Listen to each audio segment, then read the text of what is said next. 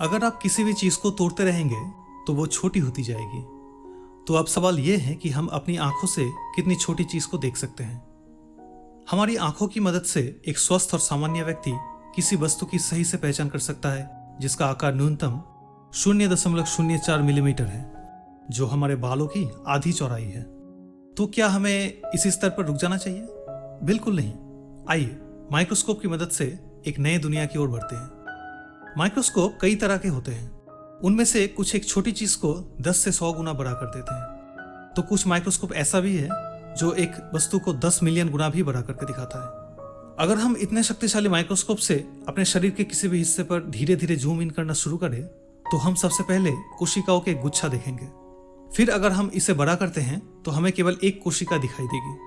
उसके बाद जब आप कोशिका के अंदर प्रवेश करते हैं तो आपको कोशिका के विभिन्न भाग जैसे माइटोकॉन्ड्रिया, न्यूक्लियस, राइबोसोम ऐसे और भी कई चीजें दिखाई देंगे और आप उन्हें बहुत बड़ा देखेंगे। तो अब सवाल यह है कि क्या इन सेलुलर भागों से भी छोटी वस्तुओं की कल्पना करना संभव है?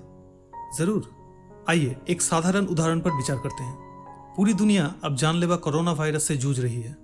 ये कोरोना वायरस का आकार 2 नैनोमीटर है और हम इसे भी स्पष्ट रूप से देख पाएंगे। और ये नैनोमीटर 1 मिलीमीटर का 10 लाख भाग का एक भाग होता है। तो आप समझ ही सकते हैं कि 1 नैनोमीटर कितना छोटा होगा। अगर कोरोना वायरस अपने वर्तमान आकार से 10 गुना भी छोटा होता तो भी हम उसे इन माइक्रोस्कोप के जरिए देख सकते थे। लेकिन 10 साल पहले भी अगर किसी ने पूछा होता कि माइक्रोस्कोप द्वारा ली जाने वाली सबसे छोटी वस्तु कौन सी है, तो जवाब वायरस में ही सीमित रहता। लेकिन अगर इस वायरस या वायरस जैसी वस्तु को तोड़ा जा सकता है तो हमारे पास पहले अणु होगा। यदि आप एक अणु को तोड़ते हैं तो आपको काफी सारे परमाणु मिलेगा। कम से कम कुछ साल पहले तक कोई सोच भी नहीं सकता था कि हम कभी इस अणु या परमाणु को देख पाएंगे। लेकिन इस ब्रह्मांड में कुछ भी असंभव नहीं है। दुनिया भर के वैज्ञानिक इस खबर को देखकर चौंक गए। 21 जून 2013 को कैलिफोर्निया विश्वविद्यालय बार्कले के वैज्ञानिक के एक समूह ने प्रसिद्ध पत्रिका साइंस में अपना शोध प्रकाशित किया, जहां वो एटॉमिक फोर्स माइक्रोस्कोप का उपयोग करके एक केमिकल रिएक्शन के रिएक्टेंट और प्रोडक्ट की तस्वीर लेने में सक्षम रहे। उन लोगों के लिए जो रसायन विज्ञान से जुड़े नहीं हैं, आइए इसे सरल करते हैं। आमतौर पर एक केमिकल रिएक्शन में एक या एक से अधिक वस्तुएं, जिन्हें रिएक्टेंट कहा जाता है, तापमान और कैटलिस्ट की उपस्थिति में मिश्रित किया जाता है। फिर वो नई चीज बनाने के लिए गठबंधन करते हैं, जिन्हें प्रोडक्ट कहा जाता है। रसायन विज्ञान की भाषा में इस केमिकल रिएक्शन का नाम साइक्लाइजेशन ऑफ इन डाइआइंस था।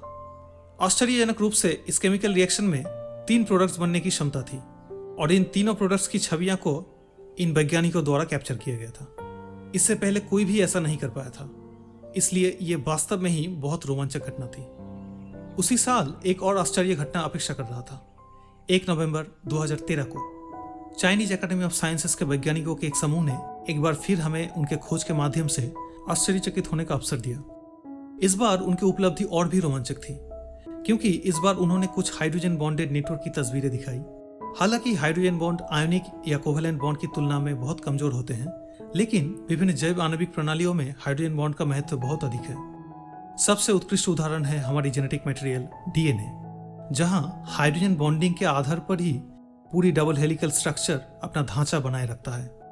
यहाँ उन्होंने 8 हाइड्रोक्सीक्विनोलिन नामक एक केमिकल कंपाउंड लिया और वो हाइड्रोजन बॉन्डेड नेटवर्क की तस्वीर लेने में सक्षम थे।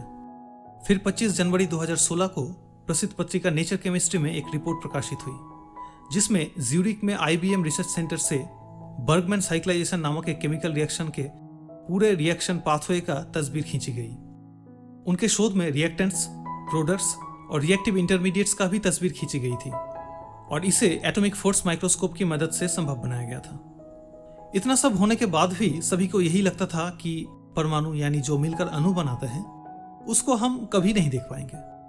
लेकिन वैज्ञानिकों को परमाणु की तस्वीर लेने में भी देर नहीं लगा। एक अध्ययन 16 जनवरी 2020 को साइंस जर्नल में प्रकाशित हुआ। वैज्ञानिकों ने काले बिंदु जैसे रेडियम परमाणुओं को घूमते हुए दिखाते एक वीडियो रिकॉर्ड की।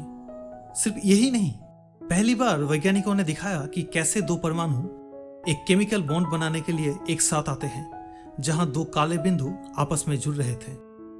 और उनकी खोज एक high resolution transmission electron microscope पर आधारित थी। अंत में मुझे आशा है कि इस तरह का शोध और भी तेजी से आगे बढ़ेगा और एक दिन आएगा जब हम सभी प्रकार के अणुओं और परमाणु को अपनी आंखों से देख पाएंगे। हो सकता है कि भविष्य में एक दिन ऐसा होगा जब NMR, IR या क्रिस्टलोग्राफी जैसे केमिकल कैरेक्टराइजेशन मशीन का आवश्यकता ही नहीं रहे। किसी भी अज्ञात केमिकल कंपाउंड को केवल एक माइक्रोस्कोप के नीचे रखकर ही उनकी पहचान करना संभव होगा। तो आज के लिए इतना ही। बहुत जल्द एक नए सूचनात्मक वीडियो लेकर वापस आऊंगा। अच्छा लगे तो लाइक, शेयर और सब्सक्राइब जरूर करें। धन्यवाद।